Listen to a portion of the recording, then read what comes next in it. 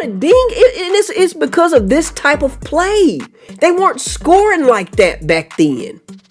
And when I read his comment, I'm like, this dude is an idiot. I'm not replying back anymore. Jump right back into viewer request reactions. This one came and it was kind of intriguing to me. I wanted to go ahead and jump on it because I am an 80s child. I grew up in the 80s, and I'm hoping that the video will resonate with me and my knowledge of basketball early on growing up, especially with the disrespectful comments that I get in the chat of those that you can tell by the way they're typing and what they're saying that they're young and they just don't know. Come on in here, let's talk about it.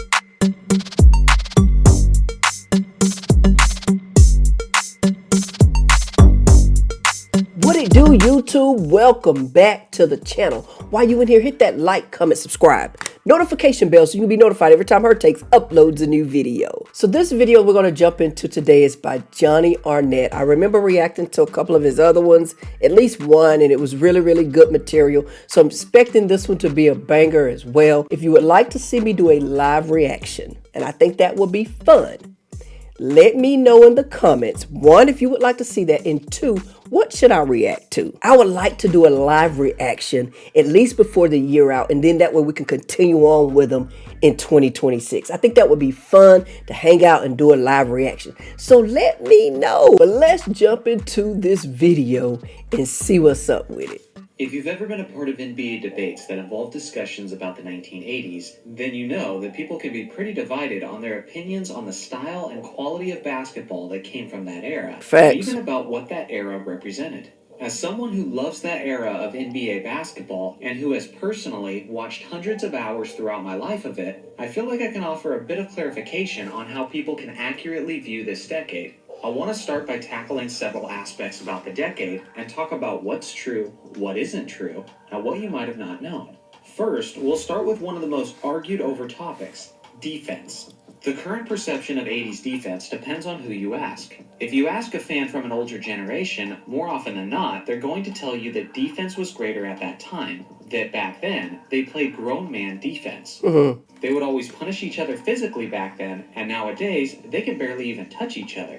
This is their narrative. But if you ask a lot of younger fans, they don't have to deal with the nostalgia bias, but they also have the disadvantage of not actually watching those games. Those younger fans will say things like defense was less advanced back then, and that it was easier to score and not as physical as advertised. There's even compilation videos on YouTube of bad defense from the 80s, where guys are given little resistance and minimal hustle and effort is on display. So what gives? You've got two different groups saying totally opposite things about a specific decade. Well, as usual, the truth lies somewhere in the middle and a little off to the side. Let's start with the facts and details we know about 80s basketball. In today's current NBA, teams average 111.7 points per game, which is really high. It's actually the highest since the days Wilt Chamberlain played basketball. Now, the 1980s was actually very close in total offense. Throughout that decade, teams usually averaged around 109 points per game, which is also a lot of offense. Not only that, but throughout the 80s, teams shot 48% from the field compared to today's 46%.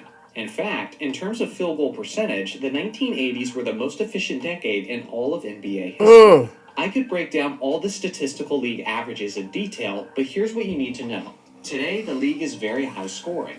The 2000s were very low, the late 90s were very low, the early 90s were high, and the 1980s were very high. So immediately, at face value, it appears the 80s defensive era narrative has been pretty overblown, based on how many points they were scoring and how efficiently they were scoring. But what we need to understand was that the biggest contributing factor to this was the pace of play. The 1980s was some of the most fast-break, transition-heavy basketball the league has ever seen. In today's game, most of the very high scoring comes from the inflation of three-point attempts. But in the 80s, it was more due to the fact that most games looked like a track meet. The Showtime Lakers of the 80s were famous for this, since Magic Johnson was always pushing the tempo. But it wasn't just them. Many teams played a fast break style, like the Denver Nuggets, who were notorious for their incredibly fast and potent offense, but also a terrible defense. The Pistons, despite their defensive perception, also ran the fast break a lot and could score a ton of points. And there were also teams like Phoenix,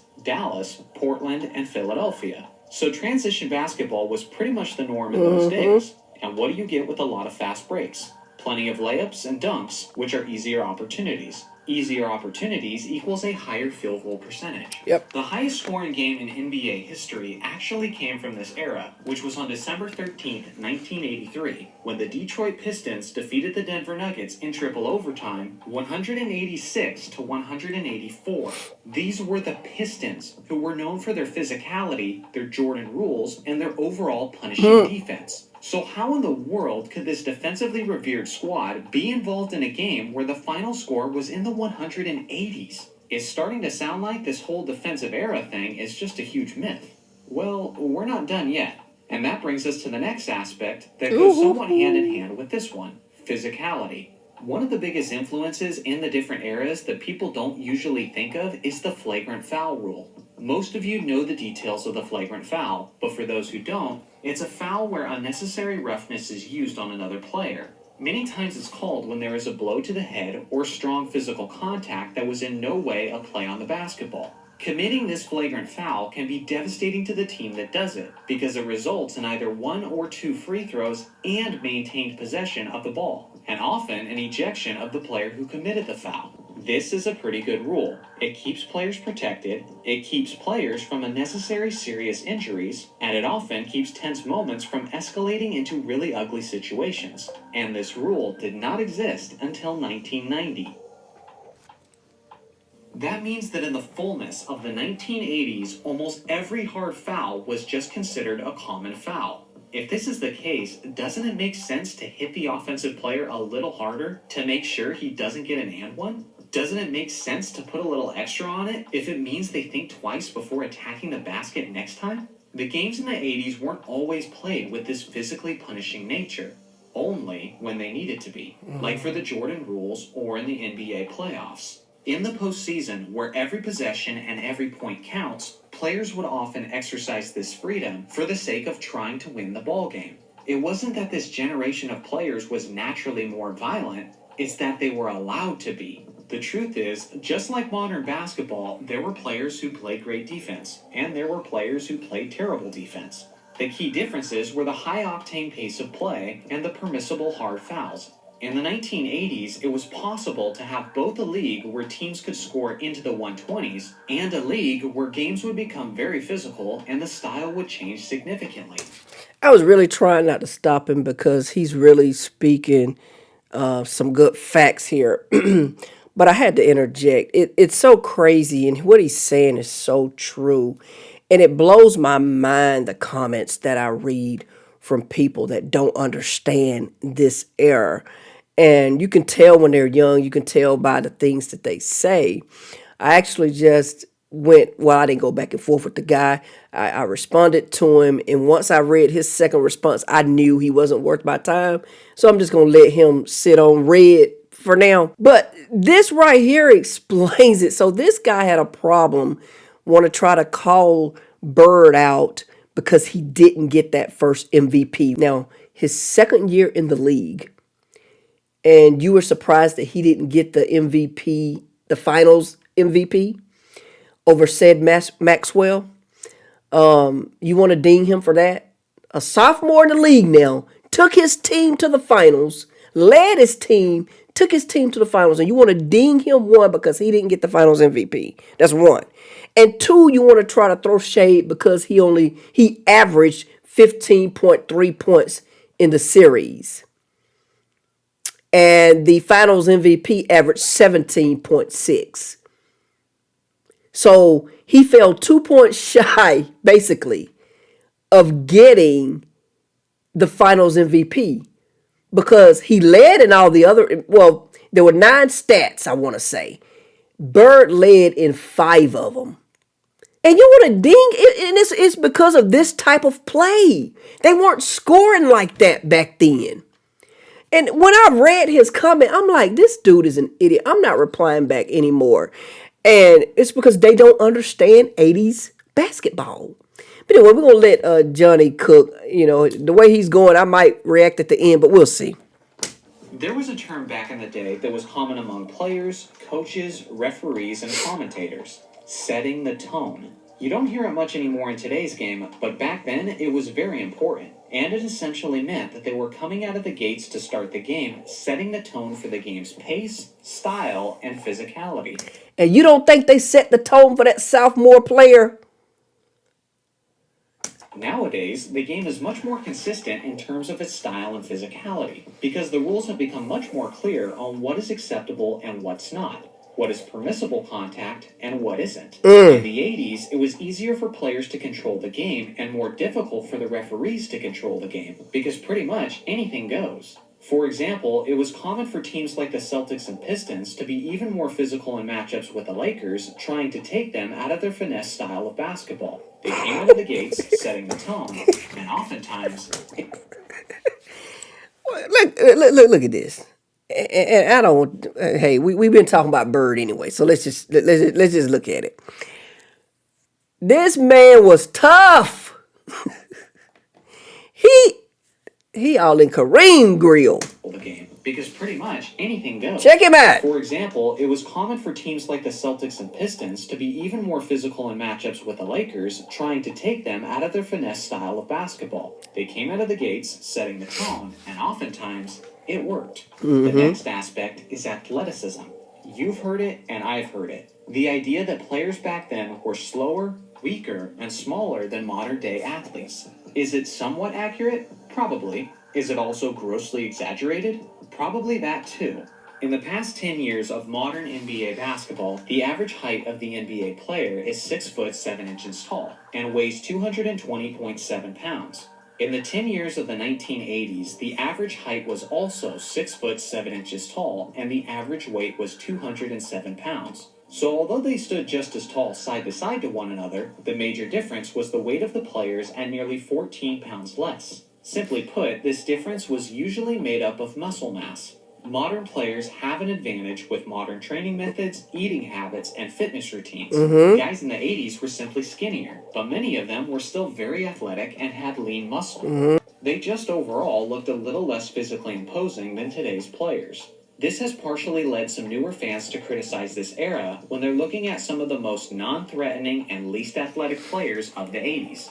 They'll say things like the league was packed with part-time plumbers and accountants. I hate it when people say this, though, because it's easy to take small samples and condemn an entire era for it. It's almost like when people think of the state of athleticism in 2020, they automatically think of Giannis. And when they think of the state of athleticism in the 90s, they think of Jeff Hornacek.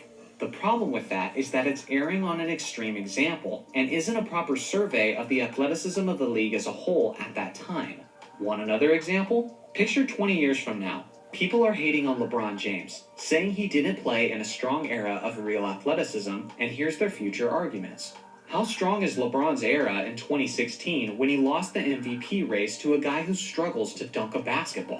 How strong could that era have been when one of the best players in the league was someone who was consistently overweight? Dead In bud. LeBron's era, he played against plumbers like J.J. Redick and Kelly Olynyk. How weak were the athletes in LeBron's era if a guy who was only 5 foot 9 inches tall could average nearly 30 points per game? Don't you guys see how ridiculous and biased these statements are? Although many of the statements are true to an extent, they're cherry-picking details and acting as if it's the complete picture. They're completely lacking context, but statements like these are usually just emotionally motivated agendas in order to build a negative narrative about a player that they don't like as much as their favorite player. People do this all the time with the 1980s. But when you look around the league in that era as a whole, you see guys who were incredible athletes, like Dominique Wilkins, Kenny Skywalker, Michael Jordan, Daryl Dawkins, Charles Barkley, Gerald Wilkins, Julius Erving, Sean Kemp, Xavier McDaniel, Hakeem Olajuwon, Karl Malone, James Worthy, Tom Chambers, Darrell Griffith, David Thompson, Terrence Stansbury, Clyde Drexler, Larry Nance, Dennis Rodman, Orlando Woolridge, David Robinson, Roy Hinson. Seriously, do I need to keep going? Many people are just too young or weren't watching at that time to know about a lot of the freakishly gifted athletes of the 1980s, just like how 20 to 30 years from now, many people won't know about many of the great athletes we watch in today's game. Right. The final aspect is competition. I'll make this one quick, but since the 1960s, when the Boston Celtics ruled the basketball world, the 1980s were the toughest era of competition in terms of how hard it was to break through and win a championship. That was because the 80s were, as I call it, the era of super teams. There was so much talent at the top of the league, and you had several dynasty-worthy rosters consistently duking it out. Part of that was how the league was rich with stars, but the other part was how there were only 23 teams in the league. Imagine today's NBA, and then we eliminate 7 of the teams, and then distribute the talent from those teams to the remaining 23 teams. Naturally, what would you get? A handful of super teams. True. This was essentially the NBA in the 1980s. Look around the teams of the league and who won championships in that decade. If you had just 1 or 2 stars on your team in that era, you're not winning a championship. You needed 3 or 4 and a deep bench just to even win 1 ring. With all this being said, am I saying that the 80s was the greatest era of basketball? Not necessarily, but it was a great era, with a crazy history, and with a fantastic collection of talent and athletes, and it certainly deserves your respect. Let me know in the comments section which decade you think had the greatest collection of talent. Thanks for watching as always. That was a nice, very informative video. I like that. Thank you so much for suggesting that we watch that one. That was good. A lot of young people need to see and know stuff like that. It helps us to be able to talk through it when they come into the comments and they don't know. The unfortunate thing is most of them think you're arguing with them and they want to argue it, and then that's when I pull back. I just don't have time for idiocracy. So, but yeah, I like that. And you know, the young man that I was talking to the other day, this is a type stuff right here that they need to know. He even went so far as to say that Bird went up against a young Dominique. Neek came into the league in 82. Bird came in 79. And Neek came in running and leading his team off rip. So between 82 and Bird leaving the league, he battled him. He didn't just battle a young Dominique. They had some good competitive battles against each other with Neek in his prime. But this was good to be able to see the physicality, the athleticism of the defense for sure. And a lot of it hinges upon how much freedom they had defensively that we don't see today. So, and that's why it's important to me as well to look at the eras, the different eras. You're not comparing apples to apples anymore because things are different. Today, athletes have better meal plans, they have better facility, they have better training staffs. So, you know, you're just not comparing apples to apples anymore. Rules change, all kind of stuff happens to push eras forward or the whole eras back. For example, like I was just talking about earlier with Larry Bird in the finals, you know, the finals MVP averaged 17 points. If I don't think you'd see that today. Too many threes being put up. And so when a young person see that, they think the person was trash because, oh, Bird, he only averaged 15. Well, back then, yes.